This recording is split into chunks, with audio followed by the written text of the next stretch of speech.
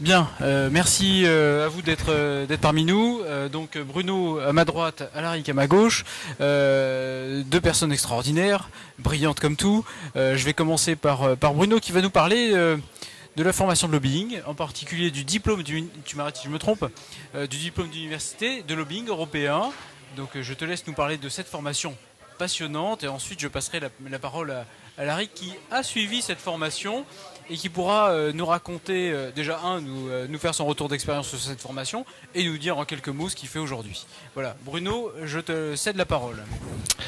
Bonjour, et ben d'abord je rencontre un de mes anciens étudiants sur Influence Day, donc c'est toujours un plaisir. On voit qu'ils vont bien, qu'ils ont grossi, qu'ils sont bronzés, tout ça, donc ça fait très plaisir. Nous on est ici parce qu'Influence Day on a une formation de lobbying, donc on se doit d'être là. L'ISEL, c'est une formation qui a aujourd'hui 7e année. Je crois que Alaric qui était là sur la première session. C'est une formation qui a été voulue par les pouvoirs publics français, notamment parce que la pratique du lobbying en France était justement pas très pratique.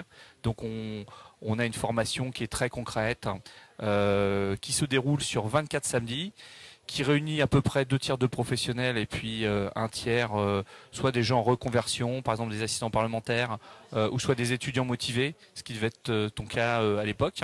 Tout à fait. Et on voit toute la méthodologie du lobbying. On apprend à faire des notes d'opposition, à déposer des amendements, bref, toute la panoplie. Et on place plutôt très bien nos étudiants. Voilà. Donc c'est la 7e année. On a une quinzaine de participants chacun. Je pense que c'est le maximum pour avoir de la qualité. Et sur nos modules, on a 4 grands modules. Alors nous, on a une spécificité, c'est que non seulement on voit le lobbying européen, mais on voit aussi le lobbying franco-français. Voilà. Et donc, voilà.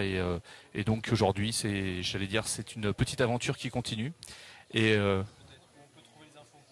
oui, alors on a un site qui s'appelle lobbying-europe.com sur lequel vous pourrez retrouver les plaquettes, le contenu de la formation et puis si affinité, n'hésitez pas à prendre contact avec Sophie Verdier qui gère tout le volet administratif. Voilà. Merci beaucoup Bruno pour cette présentation du diplôme. Alors on a de la chance parce que comme on croit comme tu l'as dit sur Influence Day, un jeune étudiant brillant comme tout qui a réussi un Golden Boy comme tu l'as présenté tout à l'heure.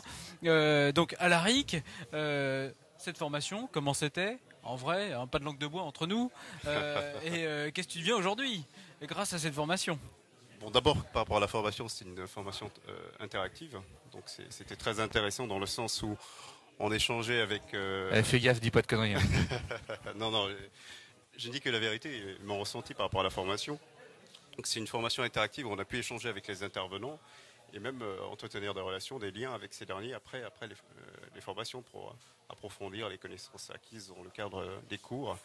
Ce que cette formation m'a permis d'acquérir en termes de compétences, c'est des compétences notamment sur la veille stratégique, sur également le positionnement avec les fameuses notes de position qui étaient assez difficiles à réaliser pour des débutants comme moi, parce que je terminais à peine un Master 2 avant d'intégrer la formation. Et donc sur la veille stratégique, sur aussi les cartographies, donc comment établir les cartographies, qui sont quand même des éléments de base pour réaliser du lobbying. Et par la suite, bon, je travaille au sein d'une société gabonaise qui opère dans le secteur minier. Donc ça m'a été très utile dans le cadre justement de mes activités où je occupais essentiellement des fonctions qui avaient attrait à la communication au lobbying. Donc ça a été une formation assez solide à travers laquelle j'ai pu non seulement acquérir des compétences, mais développer le désir d'approfondir mes connaissances du lobbying lui-même et de le pratiquer pour développer d'autres compétences. Et puis je dois dire que ces formations, donc on a une base théorique et ensuite tous les ans donc on va dans notre université de tutelle, l'université Strasbourg, qui est dans le top 100 de Shanghai maintenant. Nous allons 5 jours à Bruxelles où nous vivons ensemble. Et forcément, il se passe des choses.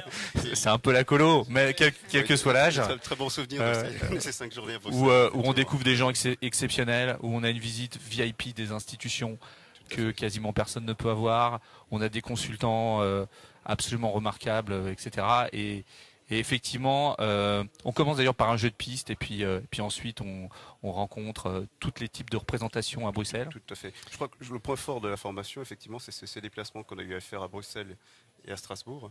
Et c'est aussi le côté échange non seulement avec ses collègues, qui sont généralement des professionnels, des étudiants en quelques cas, et aussi avec les intervenants. C'est vraiment cet aspect interactif-là qui est intéressant et qui permet réellement d'acquérir des compétences qui sont par la suite utiles à coup sûr. En tout cas, ce fut le cas pour moi. Bon, tu auras le droit de venir aux 10 ans parce que dans 2 ans et demi, normalement, on fait une grande soirée de gala avec tous les anciens. On a des gens qui ont magnifiquement réussi. On en est vraiment heureux pour eux. Voilà, c'est même très très surprenant dans tous les univers. Depuis que tu es parti, il y a beaucoup maintenant d'ONG parce que lobbying, c'est aussi advocacy, plaidoyer. Donc on a des univers qui sont très particuliers, des fédérations, beaucoup de fédérations professionnelles qui viennent former leurs directeurs, leurs DG. Voilà, on a tout. La mayonnaise prend. C'est une belle aventure qu'on a commencé donc. Et tu étais dans la première promotion et vous étiez pas très nombreux, vous étiez 7, je me souviens. Bien sûr, bien sûr. Voilà, bon, maintenant on est jamais au-dessus de 15, mais on est entre 10 et 15 chaque année.